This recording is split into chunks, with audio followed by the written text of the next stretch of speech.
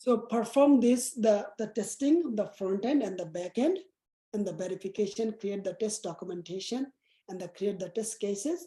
It can take for me exactly, based on the environment, at least fairly 6 to 7 hours. Okay. If I have existing test cases, I can execute, and I know how to execute, it can take 2 to 3 hours.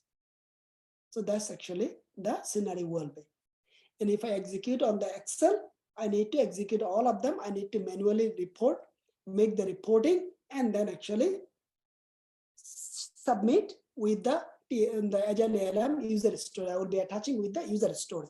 If I need to use the Agile ALM test plans, then I need to actually create execute all the testing, and then I can, it shows the report. I can actually attach this report with the user story, then it will be done.